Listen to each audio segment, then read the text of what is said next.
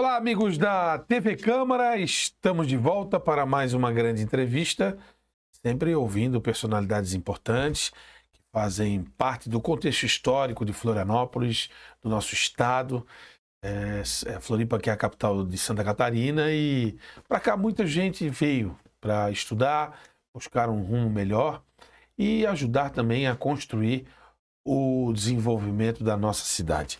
Hoje recebendo o professor Rogério Braz da Silva, ele que é pedagogo, administrador, especialista em administração universitária, foi reitor da Universidade do Estado de Santa Catarina, UDESC, né? 76 anos, 3 filhos, o Rafael, a Elisa e a Maria Fernanda, os netos também, né? Os netos também, são alguns, e nasceu em Lages.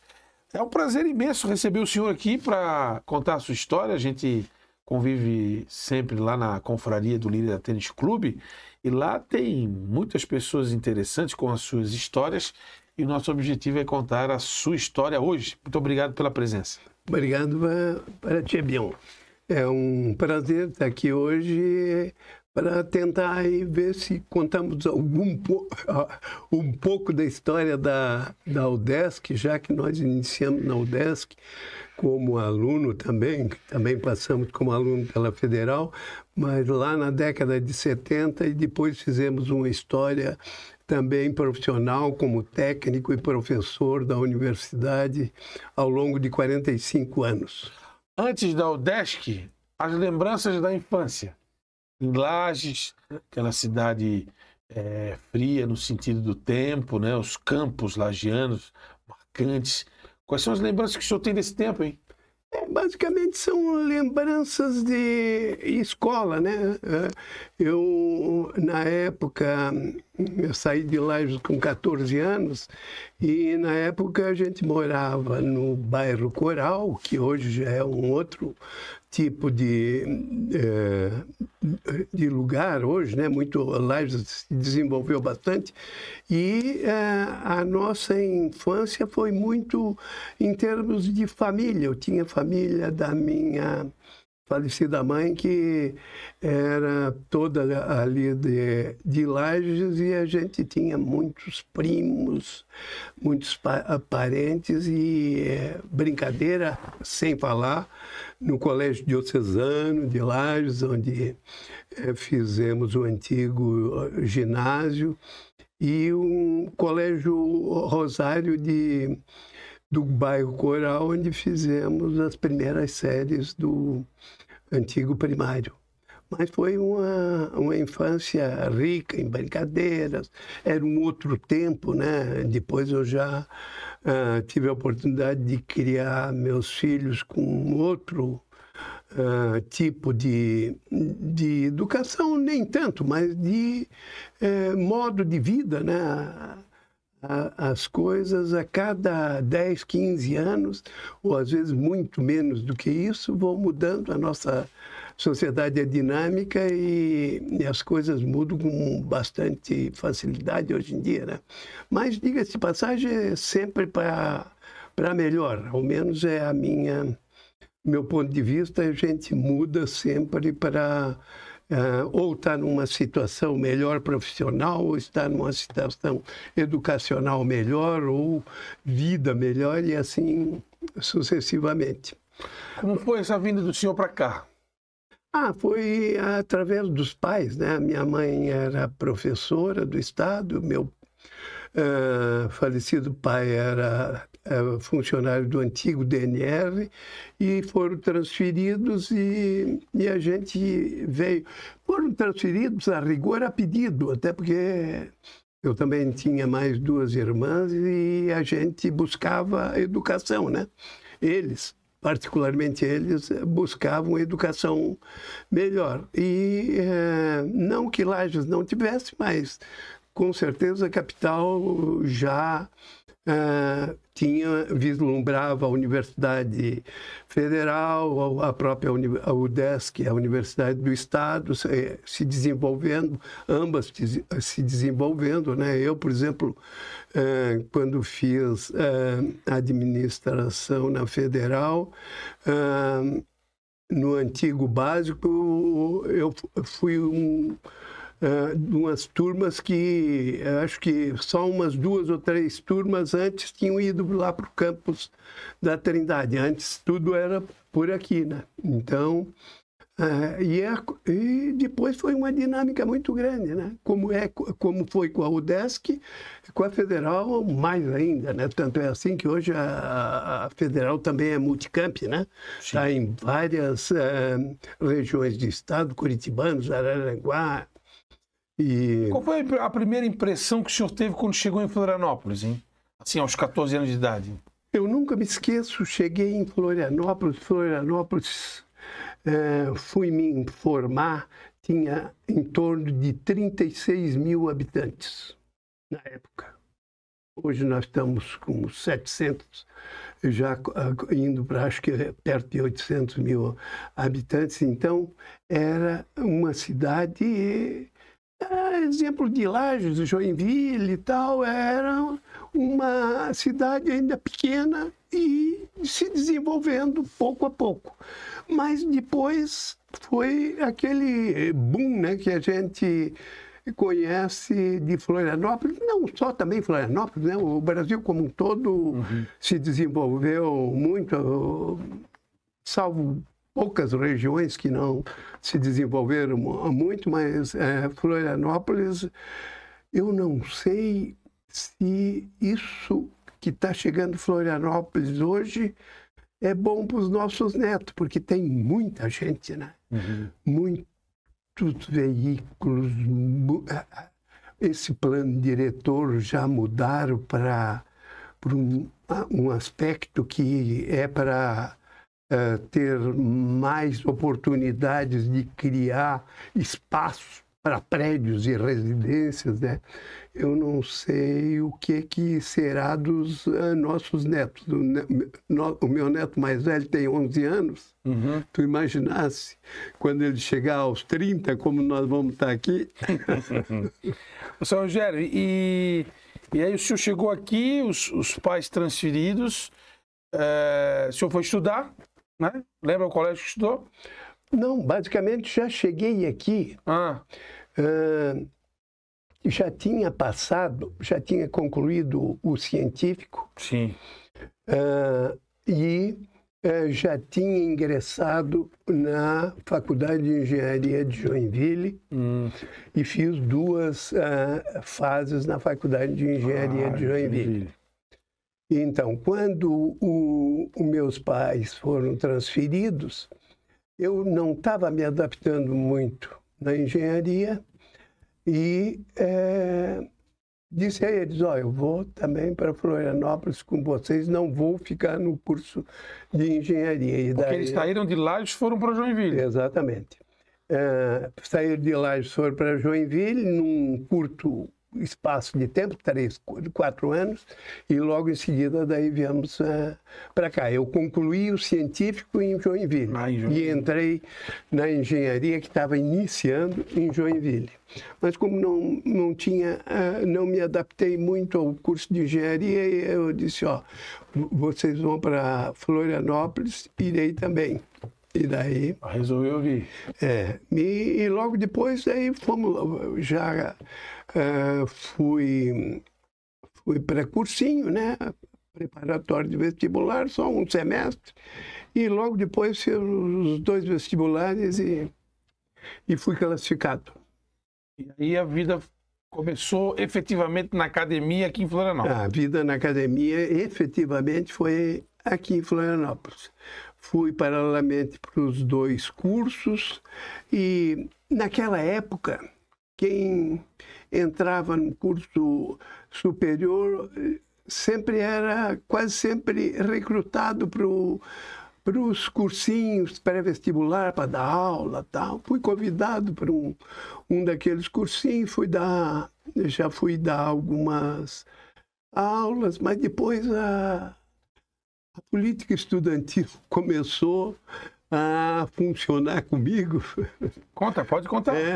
Daí, então, fui escolhido primeiro lá na Faculdade de Educação da UDESC, fui escolhido líder. Paralelamente, logo teve a eleição do diretório acadêmico, fui lá recrutado para ser o vice de uma chapa, cuja a candidata ia se formar no final do ano.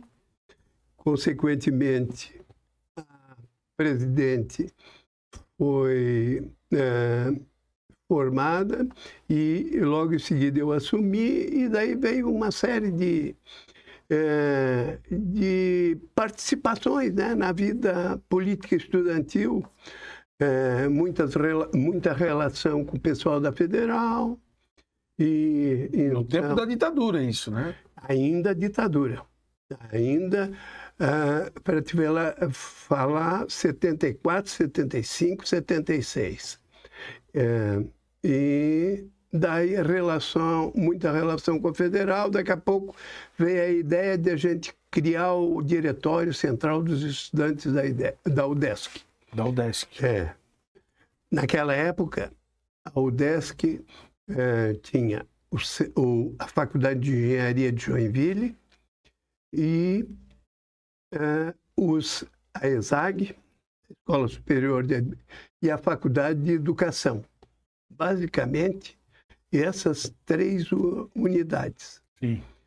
Em 73 foram criados o Centro Agroveterinário de Lages, o primeiro curso de Medicina Veterinária, e, paralelamente, o Centro de Educação Física, cujos diretórios acadêmicos nós fomos, em todas as 2 unidades, recrutar o pessoal das primeiras turmas para fazer o seu diretório acadêmico. E daí foi um desenvolvimento assim quase que natural, né?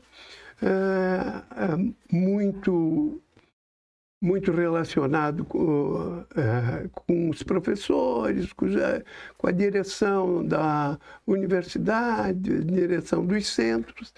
E pouco a pouco, em 75, formamos em pedagogia. Logo em seguida, pela liderança da gente, conhecimento, naquela época não havia ainda nem na Federal e nem na UDESC. Era só processo seletivo, não havia concurso ainda para professor. Até porque a mão de obra era muito escassa, né, de pessoas com boa qualificação. Então eram recrutados. Para ter ideia, como eu disse, quando eu cheguei aqui tinha 36 mil habitantes, né? Então, em Florianópolis. Então eu, depois de um ano formado, também fui recrutado para dar aula no curso de pedagogia na habilitação, administração escolar. E daí começou a nossa vida profissional, né? No ano seguinte, formei na administração da Federal e logo em seguida também fui contratado como técnico. Naquela época podia haver 2 professor e técnico normalmente, né? Acúmulo de... E assim a UDESC entrou no meu caminho, que só terminou há 5 anos atrás. Eu sou de uma geração que, quando prestou vestibular no final dos anos 90, as grandes referências eram a Universidade Federal e a UDESC, ou seja, praticamente equiparadas. O senhor viveu esse momento que a UDESC se equiparou à universidade. Sim. E o que o senhor lembra disso? Como foi esse desenvolvimento? O Estado podendo alavancar uma universidade a ponto de chegar ao patamar de uma universidade federal? Eu te confesso que a UDESC mesmo só se desenvolveu verdadeiramente depois começou na primeira gestão oficial do professor Lauro Ribas Gímea. cuja essa primeira gestão oficial, eu fui o vice-reitor dele. Por quê? Porque a UDESC era uma universidade, primeiro, que não era reconhecida pelo Ministério da Educação ainda. Era só as faculdades e os devidos cursos. E segundo, porque a UDESC era um apêndice da antiga Fundação Educacional de Santa Catarina. Então, existia um superintendente da Fundação Educacional de Santa Catarina que acolhia o UDESC de um lado e uma série de colégios de primeiro e segundo graus da época ainda, que não eram, de outros.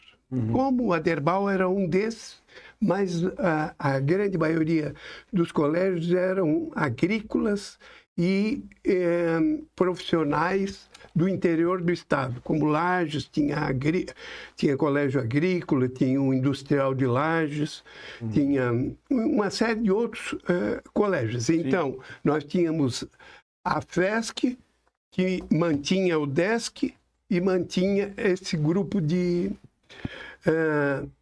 com o Lauro Zimmer, em 1978, a UDESC foi... Aliás, 1986, a UDESC foi reconhecida como universidade. Nessa época, então, a universidade oficializou-se, né, como realmente uma universidade já, porque até então era só as unidades e os cursos que eram reconhecidos. A partir daí, o Estado teve que, paulatinamente, adotar a UDESC como a sua universidade mesmo e, pouco a pouco, saímos da FESC. Saímos por quê? Porque a FESC era uma instituição do governo do estado, cujo dirigente, superintendente, era escolhido pelo governador, que entrava em 4 anos. Sim. Já a UDESC reconhecida, não. Tinha reitor, mas escolhido pelo seu conselho, não era eleição direta ainda, escolhido pelo seu conselho universitário. O que começou a dar prioritariamente? Um choque. Por quê? O superintendente da FESC, invariavelmente, queria ser o quê? O reitor. Porque quem tinha nome na FESC era a UDESC, o reitor da UDESC. E isso, tu imagina que não ia dar certo, né? Então, com o fim do mandato do professor Lauro Zimmer, a UDESC estava numa crise terrível. Por quê? O então governador Pedro Ivo Figueiredo de Campos era o governador e escolheu para superintendente da FESC um primo seu que, a rigor, ele queria ser o reitor da UDESC, mas não podia. E daí imagina o que é isso, né? Numa estrutura de governo. A UDESC ficou relegada a segundo plano e o final da gestão do professor Lauro, que eu era o vice-reitor dele, a universidade estava difícil, uma crise de quê? Salários pouco significativos, instalações precárias. De forma geral, tudo que tu imaginas, a universidade estava com o problema. Bom, Pedro Ivo faleceu, né? Sim. Assumiu Cacildo Maldener. Sorte da UDESC. E era do mesmo partido. Era do mesmo partido, mas sorte para a UDESC. A Constituinte Estadual já previu um dos seus artigos é a criação da Fundação Universidade do Estado de Santa Catarina, com autonomia didática, administrativa e financeira. Agora, estava lá na Constituição do Estado. Precisaria atos de governo. Com a posse de Cacildo Maldaner, estava se aproximando a época de renovar o reitor da UDESC. Nós fizemos uma comissão na UDESC de lideranças, professores, funcionários. Fomos no governador Cacildo Maldaner pedir eleição direta para reitor da UDESC. Foi uma conquista. Foi uma conquista que ele aceitou na hora. Melhor coisa, vamos fazer eleição. Democracia. Vamos fazer eleição para reitor e vamos também mandar para a Assembleia o projeto de lei que concretiza a Fundação Universidade do Estado de Santa Catarina com toda a sua estrutura. Era isso que precisava. Era isso que o colégio acadêmico queria. Era isso que a comunidade acadêmica reivindicava. Por quê? A partir daí, o Lauro, que tinha ficado doente há alguns meses, depois que eu já havia assumido alguns meses, pouco a pouco foi deixando a universidade, houve a eleição direta, disputei no primeiro turno com 4 mais 3 colegas, fomos para o segundo turno, eu daqui de Florianópolis e um colega de Joinville, da engenharia de Joinville. Eu ganhei em torno com 65%, 67% dos votos. Foi a primeira eleição, então? Primeira eleição. Isso foi o quê? 89, 90? Foi 90. 90. Assumi em maio de 90 como reitor. Então o senhor é o primeiro presidente eleito da história da UDESC. Primeiro reitor eleito. Presidente não, reitor. É o primeiro eleitor eleito pela comunidade universitária, né? Professor, alunos e funcionários, todos. Obviamente que não é voto igualitário, tem proporcionais, né? Mas a partir dali fui eu que peguei a universidade que estava saindo daquela crise. Sim. Felizmente, o Cacildo começou a ajudar a universidade, primeiro com a sua estrutura. Eu tive que fazer toda a implantação, porque uma coisa era a FESC, que ficou lá com os colégios todos. Sim.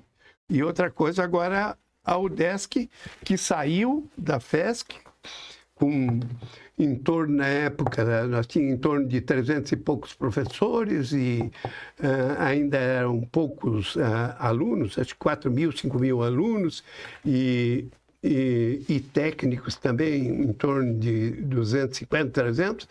Então, o que tivemos que começar a estruturar a universidade verdadeiramente como praticamente da estaca zero, né? Sim. E assim fizemos. Só que defrontando com aquela situação crítica de salários baixos, condições de laboratórios sucateados, não? Mas, felizmente, o governador Cacildo logo começou a nos dar o maior apoio possível. E, paralelamente, depois da lei da criação da Fundação UDESC, ele começou a discutir conosco o futuro plano de cargos e salários da universidade. Não foi possível porque também a gestão dele foi 1 ano e pouco, né? Rápida, né? Foi muito, muito rápida. Veio a seguir, acho que lembra, né? Wilson Kleinbing, também saudosa memória. E, apesar de ser professor nosso, era professor da EUSAG, foi difícil a gente convencer o Wilson que a universidade precisava ser tratada de outra forma do que vinha sendo tratada até então. Mas, felizmente, conseguimos. Naquela época, o Quércia,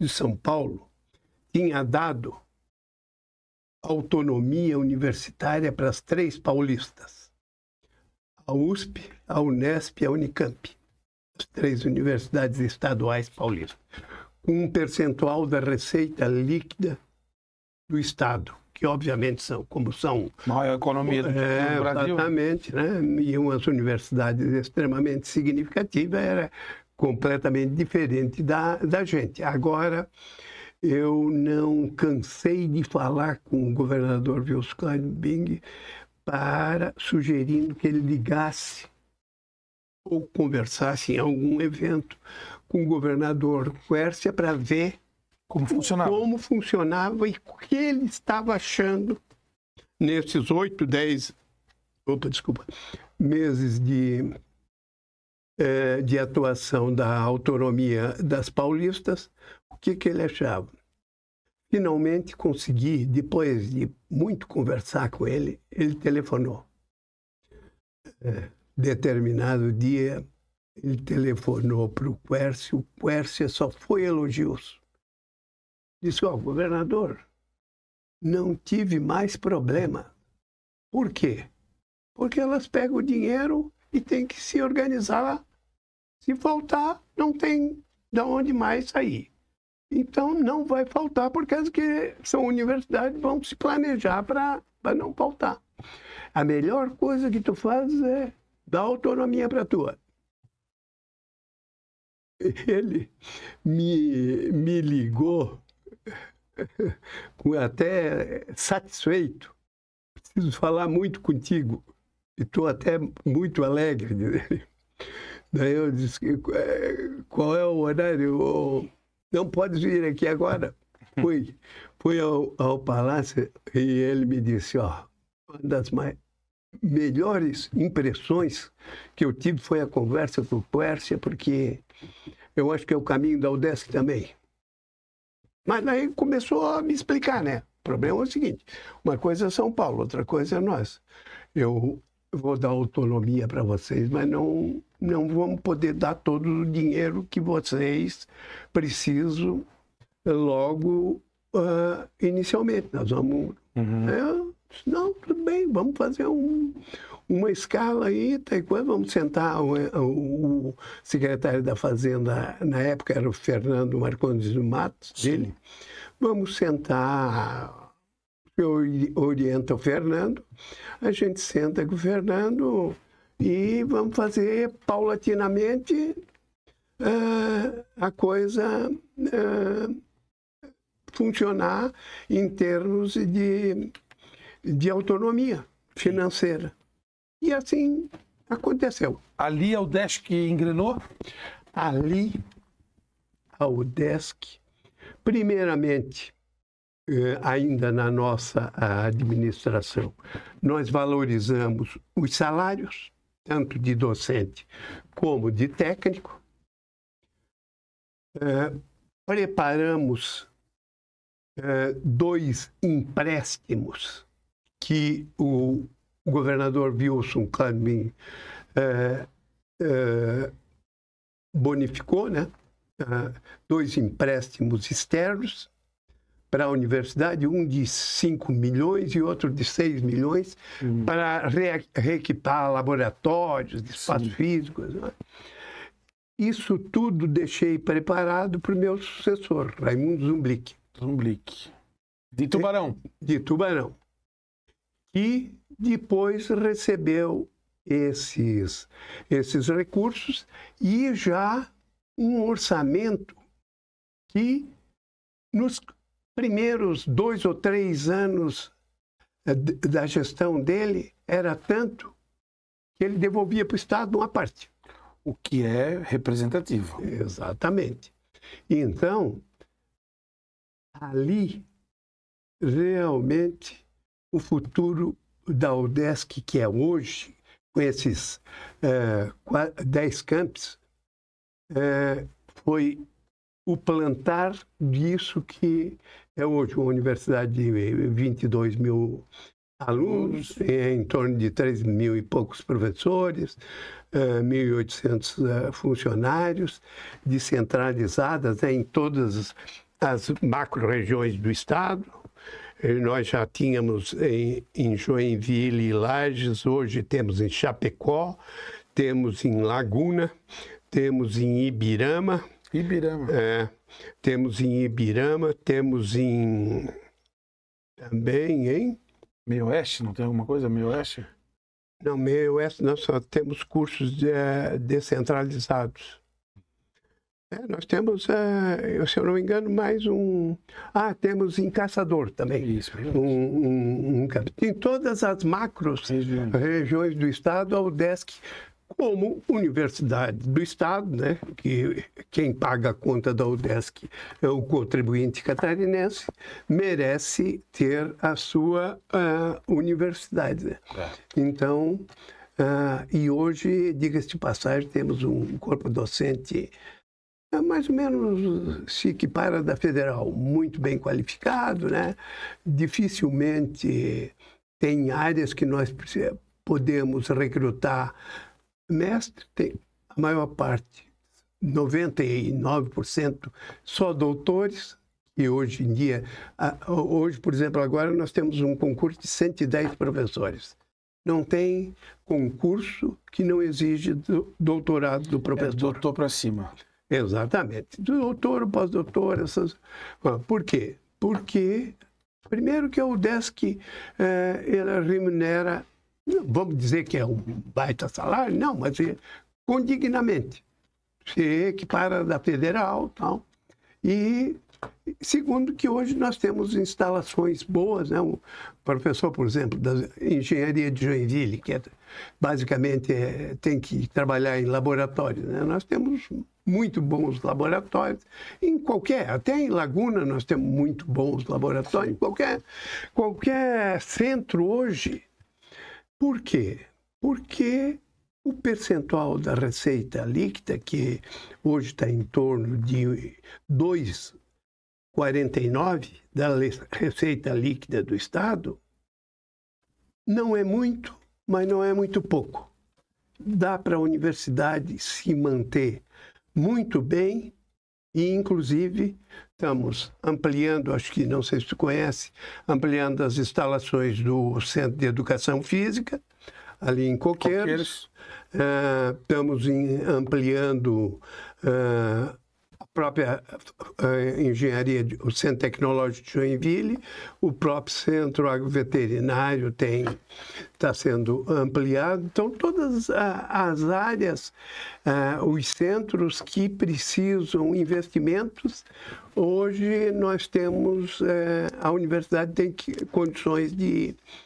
Mas depois de mim já passaram 8 reitores. 8 reitores. 8 reitores. Então, já vem num crescendo, 8 reitores e, felizmente, todos esses 8,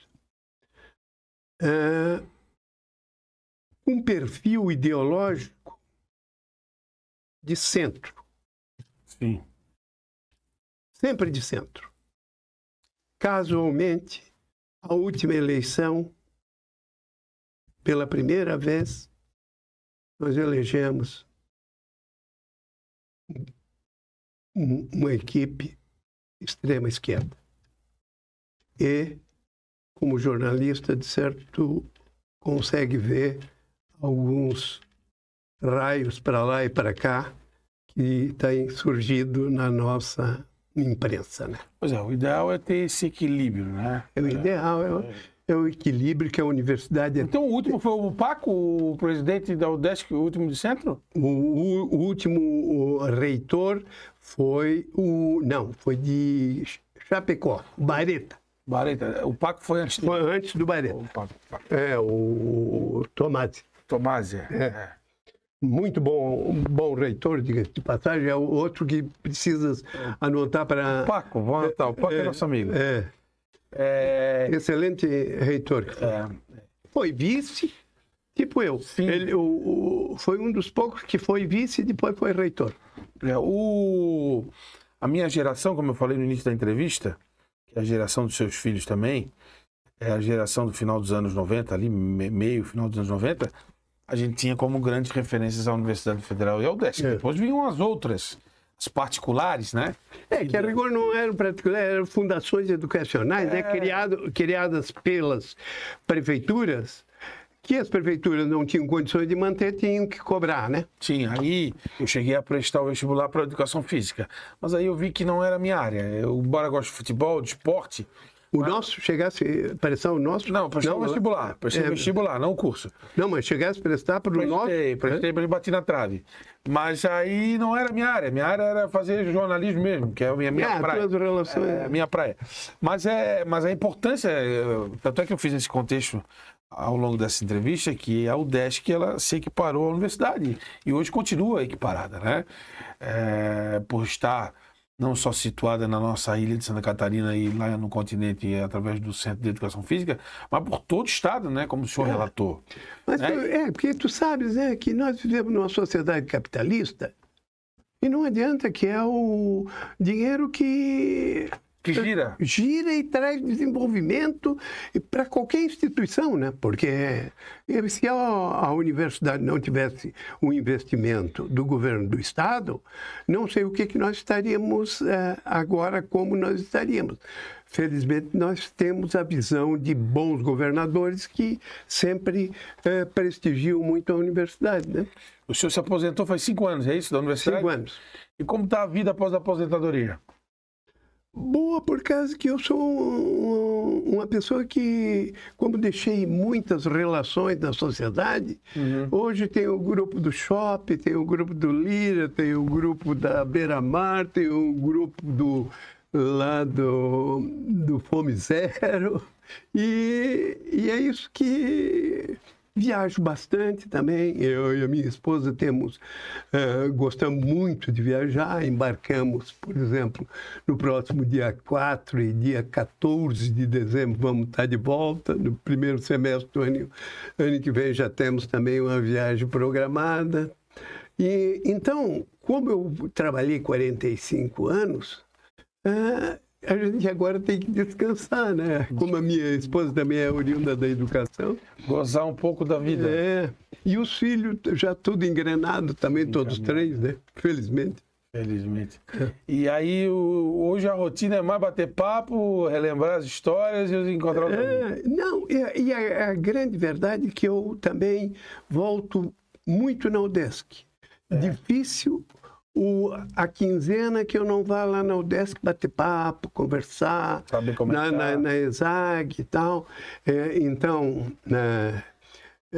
nós estávamos há 2 anos incentivando ir nos centros para o pessoal escrever um livro sobre a história dos centros. Saíram 2 ou 3. Agora nós vamos, possivelmente, o ano que vem, voltar ao centro naqueles que não ainda saíram para tentar incentivar que saiam. Porque o que fica? Realmente, um livro deixa muito registrada a história, né? Documentar, né? Documentada, né? A história é documentada. Documentar para que as próximas gerações possam entender como funcionou. E esses encontros aí que o senhor tem ao longo da cidade, aí, das confrarias, da vida, as histórias são lembradas. Muito. Como é que é a rotina do senhor? O senhor vai um dia num, no outro? Como é que faz? Antes de vir para o teu programa... Às 10h30 eu saí para o shopping. Sei. Beira-Mar Shopping, né? Beira-Mar Shopping, ali naquele café que tem um cantinho lá que tu já passaste várias vezes. Ver o grupinho de velhinhos lá contando história e mentira um pro outro. Quem é que tá lá todo dia? Quem é? Tá lá o Sérgio Carriço, tá o Moacir Pereira. Tem um que... Jorginho, vai lá também. Jorginho. Tem um que não sei se tu conhece, é o Galo. tem uma série de nomes aí. Tem o ex-deputado de Criciúma, Murilo Canto. Ah, o Murilo Canto. Murilo Canto. Tem Marco Aurélio Krieger, que foi da Assembleia há muito tempo. Tem uma série de... Marcílio Medeiros. Passa por ali também, o Marcílio. Tem uma série de... Sérgio da Costa Ramos tem ido? Hã? Não, Sérgio não tem aparecido, mas de longe... Opa. E tem uma série de outros ali que são menos conhecidos aí da cidade, mas não menos importantes. Né? E fala-se do quê? Hã? E fala-se do quê? Fala-se de tudo, né? Se tiver novidade na cidade, obviamente, quando o Moacir está no grupo, daí o Moacir chega com o bolso cheio. Chega falando aqui, falando ali, provocando um para saber coisas daqui, dali, porque o Moacir é muito dinâmico, muito legal. Mas, senão, a gente fica conversando devagar, um conta uma história, outro contra outro, um ri um pouquinho do outro, e assim vai. Assim vai, né? A no Lira é diferente um pouco, a confraria do Lira. Lá no Lira, até porque a faixa etária também é muito variada, né? Variada. Então, lá no Lira tem desde novos de 40 até de 80. Né? A minha geração. Então, e lá é bom que a coisa... E tu vai trazer bastante gente de lá ainda para contar as histórias aqui, né? Pois é. Como é que começou essa relação do senhor lá com o Lira? O Lira foi já sócio de muito novo, mas depois como a gente fez o caminho mais em cima do 12, até porque a minha esposa é de família daqui, Barreto, tal e coisa, a gente fez mais o caminho lá pelo 12, mas o 12 também, pouco a pouco, foi ficando pena, né? Mas pouco a pouco foi definhando e eu resolvi, tinha parado de contribuir no Lira e resolvi voltar a contribuir e foi a melhor coisa, porque o Lira hoje é o único clube praticamente dinâmico da cidade, que funcional. Chegasse aí no baile agora do... Fui, claro, estava lá. Estava lá, baita baile. Tinha tanta gente que a gente não se encontrou. Não, exatamente. Um baile muito bom, né? Muito qualificado. E o Lira... hoje, o pessoal de Florianópolis tem como parâmetro Lira, né? Pela funcionalidade. Pena que o espaço do Lira não é tão... não tem condições muito de expandir, né? É uma questão física, né? É espaço físico. Então, anotei aqui alguns nomes que precisam ainda passar por esta bancada, porque muitos já passaram. Baião, Chimitão, Lima... Antônio Rogério Matos, Haroldo Costa, Hermes, Sardá, o Laudelino, irmão dele, que não é do contexto do Lira lá tanto, mas também está na lista, Paulico, nosso grande coordenador da confraria, Tião, e me lembrei de outro aqui agora, que é o... agora eu me esqueci, me lembrei, mas esqueci. Mas então, assim, tem um seleto grupo lá para a gente contar histórias, né?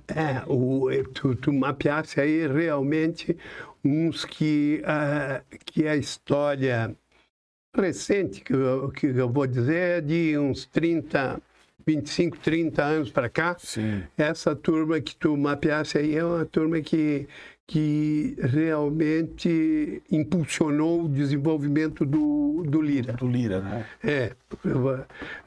Principalmente porque quase todos aí foram presidente muito arrojados e dinâmicos. Os Carambone também. Os Carambone, ex-presidente também. Os Carambone também. Diga-se de passagem, o Scarambone é o presidente que que junto com o Bucão Viana, a turma teve a visão de fazer aquela... O Center Lira. O Center Lira, que hoje é o pilar de sustentação do Lira. Sem dúvida, sem dúvida. Bom, e além, além das viagens aí, dos amigos, dos olhares ainda à universidade, aí, o que o senhor mais costuma fazer na cidade? Qual é a parte bonita da cidade que o senhor gosta? Assim, esse lugar é o lugar mais lindo dessa ilha? Eu vivi muito. Eu tive um grande amigo, tenho um grande amigo lá em Barreiros. Eu vivi muito frequentando Barreiros. Uhum. Primeiro porque a minha família, no primeiro momento, quando chegamos aqui, morou no Jardim Atlântico. Jardim Atlântico. E segundo, porque eu fiz amizade com Valcélio Nazaré dos Santos, que foi vereador, foi candidato a prefeito em São José, uma liderança lá. E fizemos uma amizade que nos remete até hoje. Muito. E com o Valcélio a gente frequentava muito aqueles bares de Barreiros e por último o Valcélio tem uma boa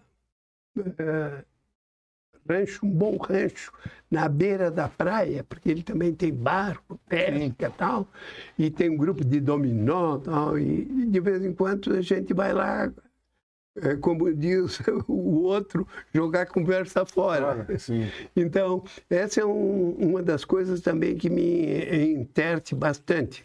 Mas, basicamente, é conversar também sobre a cidade, porque eu também, diga-se de passagem, junto com o Valcélio, eu participei, fui secretário de administração de São José, fui secretário de educação de São José, fui diretor da Câmara de São José.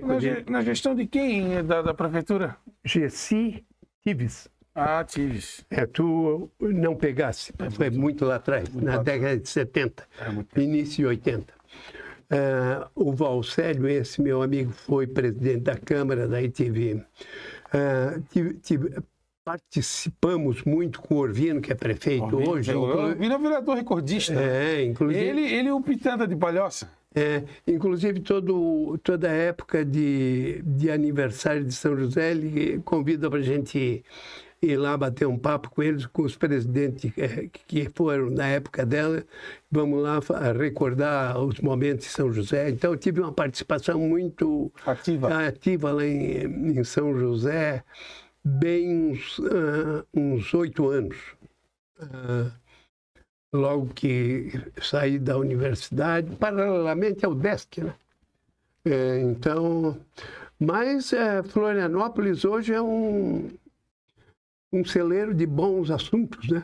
Então,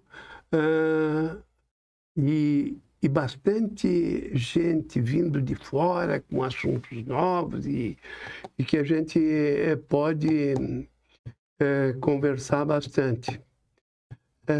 Mas é a vida. O que eu posso mais te... Mas é assim, a cidade vai crescer, né? Vai crescer. Queiramos ou não, ela vai crescer. Ela vai continuar crescendo. Continuar crescendo. Eu acho que não é muito bom para uns, né? Mas muito melhor para outros, né? Porque, por exemplo, comércio e essas coisas ganha muito com a circulação das pessoas. Mas o centro deu uma mudada, né? O senhor mora no centro há muitos anos, né? O centro deu... Por exemplo, vem um final de semana no centro, está muito... Parado? Morto, né? É aquela região do mercado, quando o mercado está aberto, e se para passar aí por Tiradentes e coisa parecida, dois, como diz o outro, gato pingado andando pelas ruas, né? Mas diminui muito. É porque também a grande circulação hoje é em volta da ilha, né? É distrital, né? Muito. O senhor tem andado a pé por aí? Ando bastante. Anda bastante? Ando bastante. A pé. Gosto de andar, embora faça exercício em academia, mas também ando bastante. Gosto de andar bastante. Às vezes saio da Trompovski, vou andando a pé pro Lira para poder passar por aqui e ver. É que nós, realmente, a cidade ganhou muita migração, né? Uhum. É gaúcho. A primeira colônia. Eu acho que o percentual maior, mas tem paulista, tem paranaense, tem nordestino, tem do norte. Muita gente de Belém, do Pará, Amazonas. Tem... E os estrangeiros, né? E os estrangeiros também, que tem muito. E que, invariavelmente, gostam de praias, mas... Já é comum ver as pessoas falando outro idioma na rua. Comum. Eu acho que é muito bom para a cidade, né? E é um dos fatores de desenvolvimento da cidade, é essa troca também, né? Esse povo que está vindo de outros estados, de fora do país, está refletindo na universidade? Eles estão entrando na universidade? Como é que o senhor percebe isso? Invariavelmente, porque na universidade hoje, na UDESC, na UFSC, para entrar tem que ser um guri que esteja bem preparado, né? A não ser os cursos de menor demanda, mais esses cursos de maior demanda, por exemplo, a ESAG. Se o guri não se preparar para entrar num dos 3 cursos da ESAG, que tem uma relação candidato-vaga significativa, é difícil entrar, porque a gurizada chega ali preparada, né? É administração? Administração, economia e administração pública. Administração empresarial, pública e economia. O CEART. O CEART é essa área toda de artes. Cênica, plástica, música. Moda. Tem guri, tem salas, tem professores no centro de artes, por exemplo, principalmente nessa área de música. Está lá, às vezes, o professor com um aluno por semestre. Olha só. Está dando. Isso em algumas áreas, lá na Federal também é possível que ocorra. Por quê? Os cursos também vão... Automaticamente os alunos que não chegarem bem preparados ou quiserem se preparar, eles vão tendo que parar, né? No meio do caminho. É ruim para a universidade, é muito ruim para a universidade, que é o investimento público ali, né? Sim. Mas pior será se sair o guri despreparado, né? Para o mercado de trabalho. Então, tem tudo isso. A universidade é um negócio que precisa, assim, ter às vezes, muita até paciência. Coordenador de curso tem que ter paciência para sentar com o guri que perturba, tal, chamar e fazer com que... Às vezes sai um guri, depois de um mês conversando com um coordenador de curso uma vez por semana, ele muda completamente. Ele se torna um aluno exemplar lá na frente. Então, isso tudo a universidade tem que abrigar, né? Sim. E tem que estar preparada para enfrentar essas barras, porque... pai e mãe hoje em dia também é difícil criar, né? É muito difícil criar. Certamente tem filhos, sabe que é difícil, né? Eu tenho 4 netos e vejo que é difícil. Tecnologia, né? A tecnologia atrapalha um pouco, né? Ela ajuda, mas atrapalha. E é tudo muito diferente do tempo de antigamente, né? do meu tempo, principalmente. Do teu já é muito diferente, né? Então, a universidade se defronta com todas essas... mas a universidade tem que estar preparada para qualquer tipo de aluno. Para se transformar também, né? Qualquer tipo de... para receber aquele aluno, para tentar melhorar o aluno, e no último caso, se não conseguir melhorar, ele naturalmente também vai saindo, né? Vai querer outra coisa e assim vai, né? Vai buscando seu caminho. Reta final aqui, professor Rogério. E a boa mesa, o que o senhor gosta de comer? Olha, Florianópolis é um lugar encantador, né? Porque é só tu olhar ali no mercado, tem boa mesa, tem excelente mesa para tudo que é lado, né? Não, mas Florianópolis é uma terra que hoje, quando eu cheguei aqui, e bem uns 15, 20 anos depois, comer bem era ir na Lagoa da Conceição. Hoje não é mais. Hoje tu vai em qualquer ponto da cidade, né? Tu come bem. No centro da cidade, basicamente, é mercado público, né? Mas também temos restaurante de bom quilate. E pelo interior da ilha, tudo que é... Nós temos no norte, no sul da ilha, nós temos em todos os lugares muito bons restaurantes, né? E tu come bem em qualquer lugar. E eu acho que é uma das virtudes, inclusive, né, de Florianópolis, é a boa mesa, né? É o camarão. O camarão nem se fala. O peixe. Peixe, o próprio bacalhau, que não é daqui, mas tem restaurantes muito bons com prato de bacalhau, né? O nosso restaurante lá do Lira, sem falar o The Biggest, que é o que serve os bailes. Os bailes, mas aquele nosso restaurante lá do Lira. Do Lira também serve muito bem, né? Tá. O senhor já viajou muito? Viajei bastante. Eu posso dizer que já viajei por boa parte desse mundo. Mas hoje em dia eu já não gosto de ir muito mais, nem eu nem minha esposa gostamos mais de ir para coisas muito novas. A gente gosta de repetir Portugal, Itália, Alemanha, França, esse miolo da Europa, e passear, ficar uma semaninha. Já pensasse uma semaninha em Paris? Bom, né? Mesmo uma semaninha em Lisboa, em Porto. É bom. Agora, nós, dia 4, vamos embarcar, vamos ficar exatamente uma semana em Porto, depois mais uma semana em Lisboa, e vamos mais uma semana a Veneza.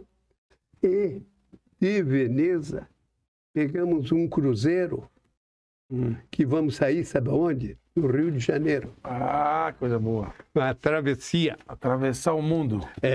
E em março, iremos pegar um navio, 15 dias, em Nova York, sair, sabe aonde? Barcelona. Coisa boa. Atravessar. Quero chegar lá na cidade e fazer as mesmas coisas que o senhor vem fazendo, porque a vida é isso, né? A vida é trabalhar, produzir, deixar o legado e depois gozar um pouco, com os filhos encaminhados, os netos crescendo. E essa é a fase que o senhor está vivendo. É isso aí. Para fechar, qual foi o maior momento que o senhor viveu dentro da UDESC? O maior momento de felicidade. Felicidade. Quando nós conquistamos a autonomia universitária, um percentual da receita líquida do Estado, que teve uma parte, inclusive, daquele início, em torno de 6, 8 meses, que o próprio reitor, como o salário estava muito defasado, o próprio reitor tinha poder de reajustar o salário. Então, esse foi Foi na sua gestão? Foi. Esse foi um momento que realmente deu muita felicidade, porque logo em seguida a gente via na gestão do Raimundo Zumblick, que foi meu sucessor, a universidade assim se desenvolvendo, crescendo lá, nem tanto muito em obras e coisa parecida, mas os laboratórios, o ensino em si, né? Tendo condições de precisa o professor aqui fazer concurso e recrutar aqui e ali. Então, esse foi um momento muito feliz, porque eu também passei outro momento, né, mais triste, que foi a universidade num estágio muito difícil mesmo.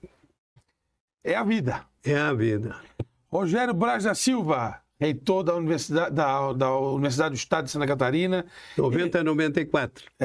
Ex-reitor, né? E agora está reencontrando os amigos por aí, viajando bastante. E um pedaço da sua história estará eternizado aqui no Café e Prosa da TV Câmara. Muito obrigado. Muito obrigado pela sua presença. Obrigado por ti. Felicidades. Obrigado. Professor Rogério Braz da Silva, ex-reitor da UDESC, contando a sua história e a história da Universidade do Estado de Santa Catarina, aqui no Café e Prosa da TV Câmara, que tem a supervisão técnica de Tiago Veríssimo e a direção geral da jornalista Carla Silveira. Um abraço e até a próxima.